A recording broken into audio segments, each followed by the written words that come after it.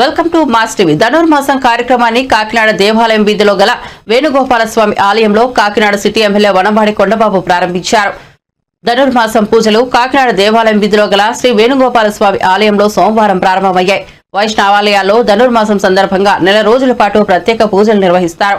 ఈ సందర్భంగా శ్రీవారికి విశేష అభిషేకాలు చేసి పుష్పాలతో అలంకరించారు. నిత్య అన్నదానం చేయనున్నట్లు కాకినాడ సిటీ ఎమ్మెల్యే వనమాడి కొండబాబు, ఆలయ నిర్వాహకులు వెచ్చ మురళి పేర్కొన్నారు.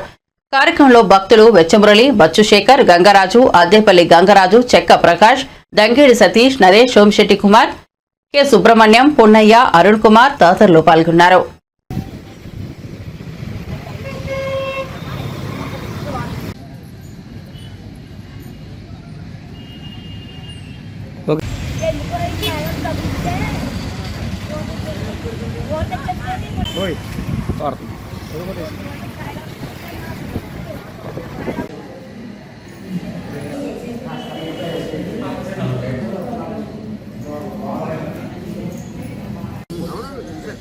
అందరూ టైం బట్టి ఎంతైంది 11:90కి క్లోజ్ చేసాం. అంటే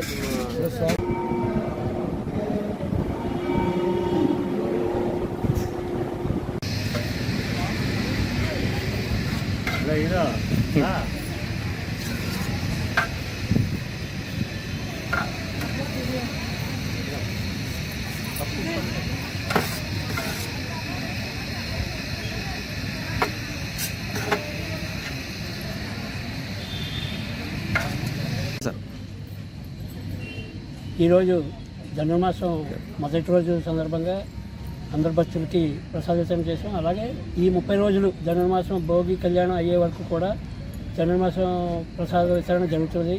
అందరు ప్రజల్ని అందరినీ మేము ఇన్వైట్ చేస్తున్నాము. తప్పకుండా అందరూ వచ్చి వేణుగోపాల స్వామిని అలాగే మన గోదాదేవిని సందర్శన చేసుకుని ఆశీస్సు తీసుకుని ప్రసాదం తీసుకుని వెళ్ళవలసిందిగా కోరుతున్నాము.